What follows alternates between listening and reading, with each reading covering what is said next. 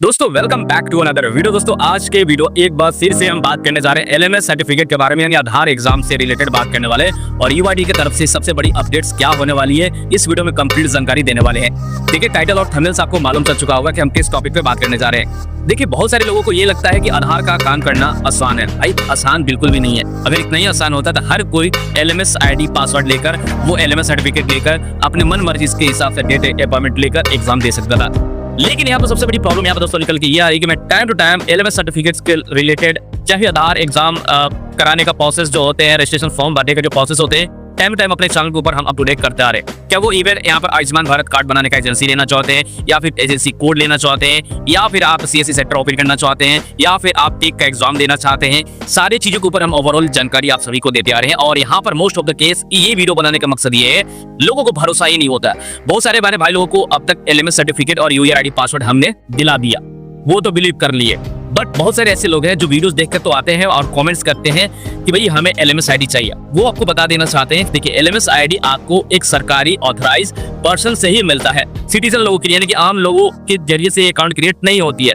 दूसरी चीज, पहले तो आपको ये सोचना चाहिए कि अगर आपको काम कराना है तो हर कोई सर्विस चार्ज आपसे ले सकता है। तो दूसरी चीज, अगर आप सर्विस चार्ज दे रहे हैं, सर्विस चार्ज ले रहे हैं, तो अगर आपको काम कराना मतलब डेफिनेटली आप भी काम कराओगे। लेकिन यहाँ पर कुछ लोग ऐसे हैं जो कहते हैं कि सर आप ज्यादा चार्ज कर रहे हो, या फिर बहुत लोग ऐसे बोलते हैं कि सर अगले के साथ मेरे साथ फ्रॉड हो गया। भाई देखो फ्रॉड होना कैसे फ्रॉड होता है ये आप ही को मालूम होगा। बहुत सारे ऐसे लोग होते हैं जो आते हैं, रेट पूछ के चले जाते हैं कि भैया इतने में कैसे मिलेगा, ये कैसे होगा, वो कैसे होगा, सारी प्रोसेस जबकि हमने वीडियोस में बताई है, फिर भी वहां पर व्हाट्सएप नंबर पे आके चीजें हर चीज पूछ लेते हैं। उसके बाद चीजें कहते हैं कि सर हम नहीं करा सकते, नहीं है, पैसे नहीं है, या फिर जो भी चीजें मामला निकल के आता है। काम करना नहीं करना, जिस किसी को भी काम कराना हो, जिस किसी को काम लेना हो, वो यस या नो में ही काम कराता है। काम कराना होगा तो बोलेगा भाई हाँ ठीक है मैं पेमेंट कर रहा हूँ, काम नहीं कराना है तो नो। बट मैटर क्लोज यहाँ पर। बट यहाँ पर क्या है, लोगों को भरोसा दिलाते दिलाते मैं थक गया कि भाई आप देख लो ये जीएसटी पेपर है, तो आप ये देख सकते हो, ये ट्रेड लाइसेंस है, किसी कंपनी किसी फर्म के अंदर में पेमेंट जाती है। नहीं, यहाँ तक इवन लोगों को मैंने जीएसटी बिल तक भी भेज दिया, तो उनका कहना है कि भाई हो सकता है फ्रॉड कर रहे हो, फिर भी फ्रॉड कर रहे हो। इतनी चीजें डिटेल्स देने के बावजूद भी उनको लगता है कि फ्रॉड हो रहा है। और आप 10 जगह पर जाने के बावजूद भी आप अलग अलग जगह पे जा रहे हो, कोई बोलता है अलग अलग यूट्यूब के ऊपर जाते हो, अलग अलग वीडियोस देखते हो, वहां से आप प्राइस कंपैरिजन करते हो, मेरे से कंपैरिजन करते हो, या फिर मेरे काम करने के तरीके से कंपैरिजन करते हो। कोई बोलता है कि भाई आप एडवांस पेमेंट दे दो, कोई बोलता है कि भाई पूरा फुल पेमेंट दे दो, कोई कहता है कि आप सर सर्टिफिकेट दे दोगे तो मैं बाद में आपको पूरा पेमेंट कर दूंगा।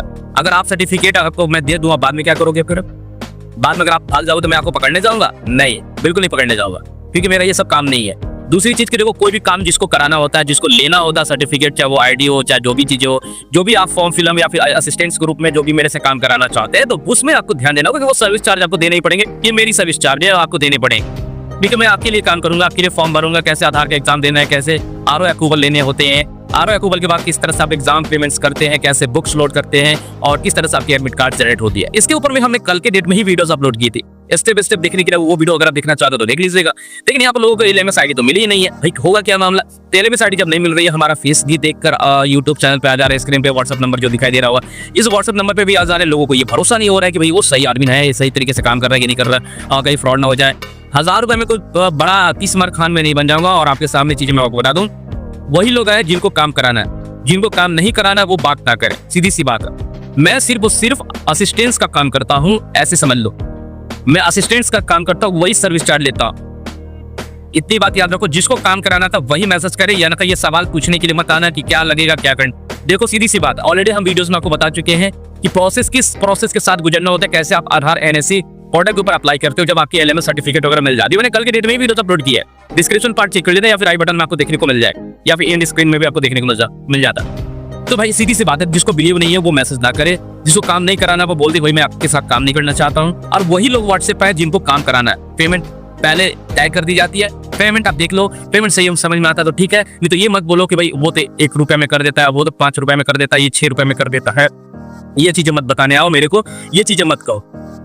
मैं आपको ये भी बता दूं, जिन लोगों का एलएमएस आईडी जनरेट हो सकता है, उस आदमी का उस आईडी को भी डीएक्टिवेट की जा सकती है। इस बात की याद रखो, अगर कोई भी फ्रॉड मेरे साथ करता है तो दोस्तों चलिए इस लैपटॉप के स्क्रीन पे और देखते हैं आखिर एलएमएस सर्टिफिकेट मिलने के बाद हमें क्या क्या करना होता है।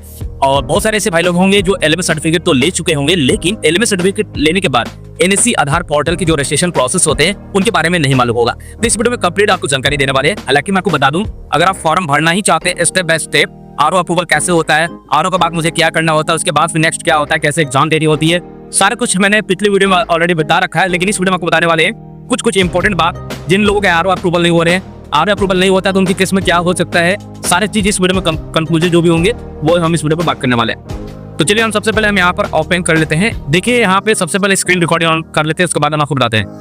तो देखिए ये जो एनएससी आधार पोर्टल जो है आधार का एग्जाम देने के लिए होता है। जब आपके पास ये एलएमएस सर्टिफिकेट आपके पास आ जाता है, जैसे कि आप स्क्रीन के सामने देख सकते हैं, एलएमएस सर्टिफिकेट जब आपके पास जनरेट हो जाती है तो यहाँ पर राइट साइड में आपको देखने को मिलता है एलएमएस आईडी। ये आईडी से ये मालूम चलता है कि आपने एलएमएस कोर्स कंप्लीट कर लिया है, ठीक है, यानी कोर्स आपने मॉड्यूल जो है आपने पढ़ लिया, जानकारी ले लिया है, अब आप एग्जाम देने के लिए रेडी है, ठीक है, यानी आप एग्जाम देने के लिए रेडी है। तो एग्जाम देने से पहले आपको फॉर्म भी तो भरना होगा, वो कहाँ से, अब इस वाले पोर्टल पे आपको आना होता है। अब यहाँ पर दोस्तों क्या है, मैं आपको एक चीज क्लियर कर देता हूँ, जिन लोगों के पास एलएमएस सर्टिफिकेट नहीं है, आईडी पासवर्ड नहीं मिल रहा है, तो आप हमसे संपर्क कर सकते हैं। लेकिन जिन लोगों को काम कराना होगा भाई उन्हीं लोग आना। यहाँ पर ये बेवकूफी वाला काम मत करना, सर वो ऐसे इतना में दे दे रहा, वो इतना में दे दे रहा, काम कराना तो ठीक, अदरवाइज गेट आउट। कोई मतलब नहीं है, कोई बहसबाजी करने की जरूरत नहीं है, लेना ठीक है, वही लोग मैसेज करें जिनको लेना है, ठीक है। अब यहाँ दोस्तों सबसे पहले करना क्या है, आपको ई लर्निंग के ऑफिशियल साइट पर जाना होगा। आधार की ई लर्निंग ऑफिशियल साइट पर आपको जाना होगा, जो कि ये लिंक आपको बाय डिफॉल्ट डिस्क्रिप्शन पार्ट में मिल जाएगी। जो लोग आधार का काम करना चाहते हैं ये इस प्रक्रिया के साथ उनको गुजरना ही होगा, इतना मैं आपको क्लियर बात बता देता हूँ। अब यहाँ पर देखिए, यहाँ पर आपको कहीं भी देखने को नहीं मिलता है, ठीक है, कहीं भी आपको देखने को नहीं मिलता है क्रिएट अकाउंट, यानी कि आप खुद से ये चीजें नहीं कर सकते हैं। वो लोग यहाँ पर करते हैं जो आधार के रीजनल ऑफिस में काम करते हैं, आधार के एजेंसी के अंदर में काम करते हैं, बैंक एजेंसी, आप बैंक मैनेजर, ये सब चीजें कर सकते हैं, ठीक है। ये सीएससी सेंटर भी कर सकता है, ये चीज बताते रहा हूँ, और खुद आपको मालूम है सीएससी सेंटर वाले हमें, ये सारी चीजें मैं कर सकता हूँ। ये तो कहने का मतलब है कि आपको एलएमएस आईडी लेने के लिए आपको करना क्या, वो मैं आपको बता रहा हूँ इस वीडियो में, ठीक है। अब ध्यान से इस वीडियो में देख करिए, एलएमएस आईडी लेने के लिए आपको करना क्या है, डिस्क्रिप्शन पार्ट में आपको व्हाट्सएप नंबर या स्क्रीन में फ्लैश होते हैं, व्हाट्सएप नंबर दिखाई देगा, वहां से आप हमें संपर्क कर सकते हैं, या फिर अपने डीएम से भी पहले संपर्क कर ले। अगर आप बैंक किसी वाले हैं या फिर आप सीसी सेंटर वाले, तो अपने डीएम से भी बात कर सकते हैं, वहां से भी आपका काम बन जाए। अगर नहीं बनता तो फिर इधर आप, ठीक है।